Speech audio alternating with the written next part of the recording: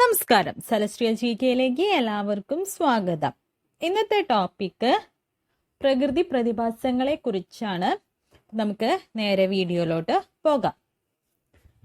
വേലിയേറ്റം, വേലിയിറക്കം എന്നിവയ്ക്ക് കാരണം ഉത്തരം സമുദ്രജലത്തിൽ സൂര്യൻ, ചന്ദ്രൻ എന്നിവ ചെലുത്തുന്ന ഗുരുത്വാകർഷണ ബലം, ഭൂമിയുടെ ഭ്രമണം. ഒരു സമുദ്രഭാഗത്ത് പ്രതിദിനം എത്ര വേലിയേറ്റവും വേലിയിറക്കവുമാണ് സാധാരണ ഉണ്ടാകുന്നത്?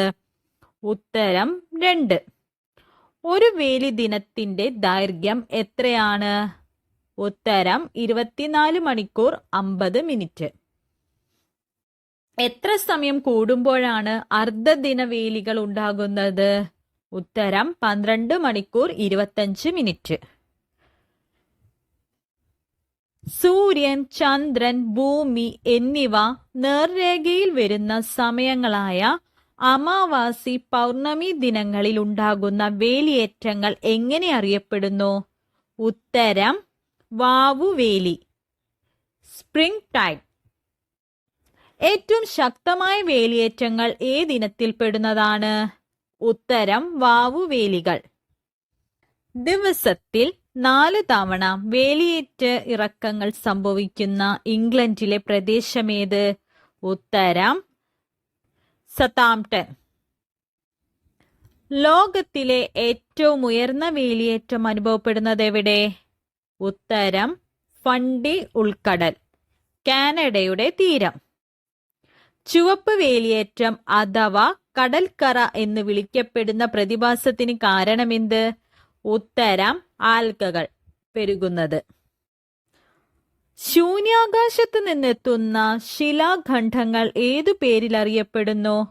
ഉത്തരം ഉൽക്കകൾ. ബഹിരാകാശത്ത് നിന്ന് ഭൂമിയിലേക്ക് പതിക്കുന്ന ശിലാശകലങ്ങൾ കത്തിത്തീരുന്ന അന്തരീക്ഷ ഭാഗമേത്? ഉത്തരം മിസോസ്ഫിയർ പാളി. ഭൂമിയിലേക്ക് പതിക്കുന്ന ഉൽക്കകളിൽ നിന്ന് ഭൂമിയെ സംരക്ഷിക്കുന്ന അന്തരീക്ഷ പാളിയേത്? ഉത്തരം മിസോസ്ഫിയർ. ഉൽക്കാപതനം മൂലം അമേരിക്കയിലെ അരിസോണ മരുഭൂമിയിൽ രൂപം കൊണ്ട പ്രസിദ്ധമായ ഗർത്തമേത്? ഉത്തരം ബാരിഞ്ചർ ഗർത്തം. ഉൽക്കാപതനം മൂലം ഇന്ത്യയിൽ രൂപം കൊണ്ട പ്രസിദ്ധ ഗർത്തമേത്? ഉത്തരം ലോണാർ ഗർത്തം. ലവണജല തടാകമായി കാണപ്പെടുന്ന ലോണാർ ഗർത്തം ഇന്ത്യയിലെ ഏത് സംസ്ഥാനത്താണ്? ഉത്തരം മഹാരാഷ്ട്ര. കേരളത്തിന്റെ ഏതു ഭാഗത്തു നിന്നാണ് 1914 ഉൽക്കാശില കണ്ടെത്തിയത്? ഉത്തരം കുറ്റിപ്പുറം. കേരളത്തിൽ നിന്ന് ഇതുവരെ കണ്ടെത്തിയവയിൽ ഏറ്റവും വലിയ ഉൽക്കാശില എവിടെ നിന്നുമാണ് ലഭിച്ചത്? ഉത്തരം 1917 കൊടുങ്ങല്ലൂർ നിന്ന്. ഭാരം 1460 ഗ്രാം. പവിഴപ്പുറ്റുകൾ എന്നറിയപ്പെടുന്ന വിശാലമായ ചുണ്ണാമ്പ് കല്ല് പുറ്റുകൾ നിർമ്മിക്കുന്ന സമുദ്രജീവികളേവ? ഉത്തരം കോറൽ പോളിപ്സ്. പവിഴപ്പുറ്റുകളുടെ വളർച്ചയ്ക്ക് അനുയോജ്യമായ പരിസ്ഥിതിയുള്ള സമുദ്രഭാഗങ്ങളേവ? ഉത്തരം ഉഷ്ണമേഖല കടൽ പ്രദേശങ്ങളിലെ ആഴം കുറഞ്ഞ ഭാഗങ്ങൾ. തീരത്തോട് ചേർന്ന് വളരുന്ന പവിഴപ്പുറ്റുകൾ ഏത് വിഭാഗത്തിലുള്ളവയാണ്? ഉത്തരം പ്രാന്തീയ കടൽപ്പുറ്റുകൾ, ഫ്രിഞ്ചിങ് റീഫ്സ്.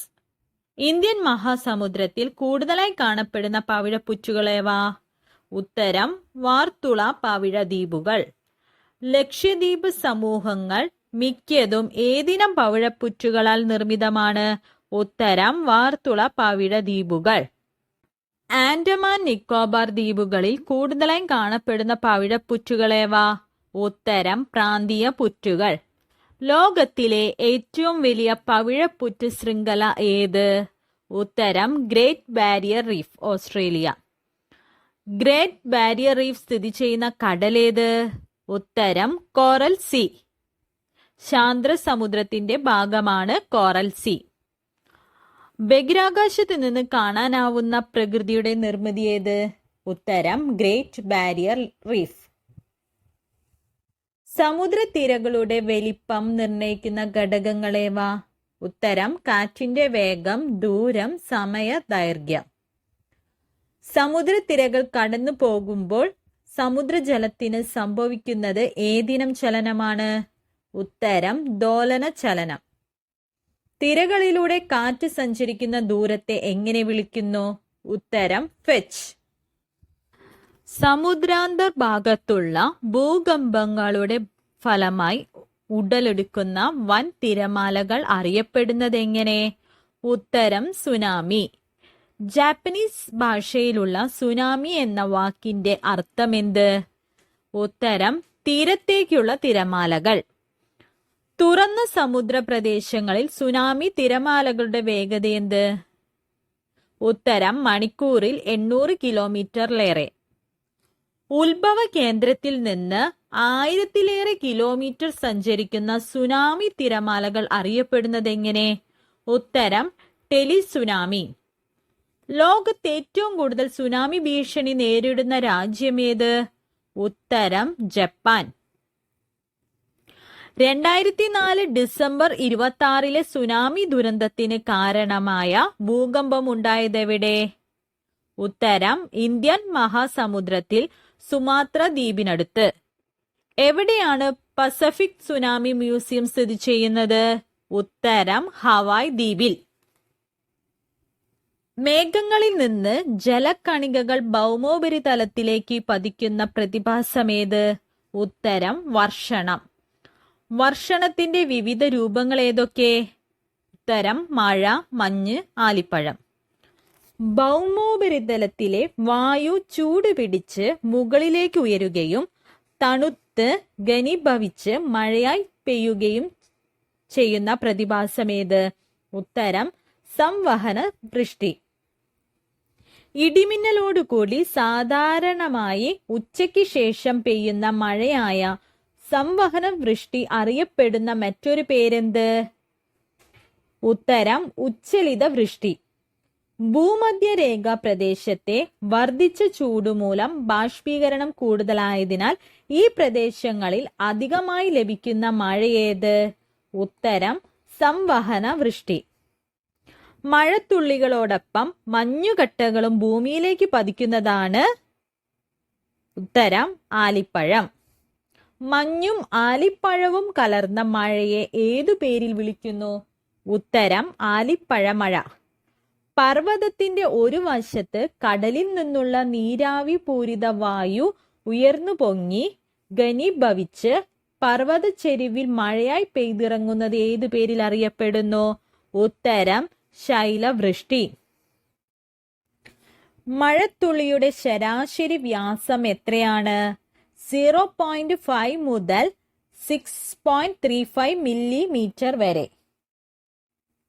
ഭൂമിയിലേക്ക് പതിക്കുന്ന മഴത്തുള്ളിയുടെ ശരാശരി വേഗം എത്രയാണ്? ഉത്തരം 8 മുതൽ 10 വരെ കിലോമീറ്റർ. മഴത്തുള്ളികൾക്ക് ഗോളാകൃതിയാവാൻ കാരണമെന്ത്? ഉത്തരം പ്രതലബലം. ഏതാണ്ട് എല്ലാ ദിവസങ്ങളിലും മഴ ലഭിക്കുന്ന ഭൂമിയിലെ പ്രദേശമേത്? ഉത്തരം ഭൂമധ്യരേഖ പ്രദേശങ്ങൾ. ലോകത്തിൽ ഏറ്റവും അധികം മഴ ലഭിക്കുന്ന രാജ്യമായി അറിയപ്പെടുന്നത് ഏത്? ഉത്തരം ആഫ്രിക്കയിലെ ഗിനിയ. ലോകത്തിൽ ഏറ്റവും അധികം മഴ ലഭിക്കുന്ന ഇന്ത്യയിലെ പ്രദേശങ്ങളേവ? ഉത്തരം മൗസിൻഡ്രാം, ചിറാപുഞ്ചി. മൗസിൻഡ്രാം, ചിറാപുഞ്ചി എന്നിവ ഏത് സംസ്ഥാനത്താണ്? ഉത്തരം മേഘാലയ. ചിറാപുഞ്ചി, മൗസിൻഡ്രാം എന്നിവ സ്ഥിതി ചെയ്യുന്ന മലനിരയേത്? ഉത്തരം ഖാസി കുന്നുകൾ. ഇന്ത്യയിലെ 2 പ്രധാന മഴക്കാലങ്ങൾ ഏതെല്ലാം? ഉത്തരം തെക്ക് പടിഞ്ഞാറൻ മൺസൂൺ, വടക്ക് കിഴക്കൻ മൺസൂൺ. തെക്ക് പടിഞ്ഞാറൻ മൺസൂൺ അനുഭവപ്പെടുന്ന കാലയളവേത്? ഉത്തരം ജൂൺ ടു സെപ്റ്റംബർ. ഇന്ത്യയിൽ ഏറ്റവും അധികം മഴ ലഭിക്കുന്നത് ഏത് മഴക്കാലത്താണ്? ഉത്തരം തെക്ക് പടിഞ്ഞാറൻ മൺസൂൺ. മൺസൂണിന്റെ വിടവാങ്ങൽ എന്നും അറിയപ്പെടുന്ന മഴക്കാലം ഏത്? ഉത്തരം വടക്ക് കിഴക്കൻ മൺസൂൺ. വടക്ക് കിഴക്കൻ മൺസൂൺ അനുഭവപ്പെടുന്ന കാലയളവേത്? ഉത്തരം ഒക്ടോബർ ടു നവംബർ. അന്തരീക്ഷ ആർദ്രത ഏറ്റവും കൂടുതലുള്ള ഭൂമിയിലെ പ്രദേശമേത്? ഉത്തരം ഭൂമധ്യരേഖ പ്രദേശം. കൃത്രിമ മഴ പെയ്യിക്കാൻ ഉപയോഗിക്കുന്ന രാസവസ്തുക്കൾ ഏതൊക്കെ?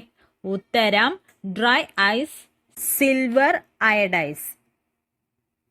മഴ അളക്കാനുള്ള ഉപകരണം ഏത്? ഉത്തരം റെയിൻ ഗേജ്. Thank you.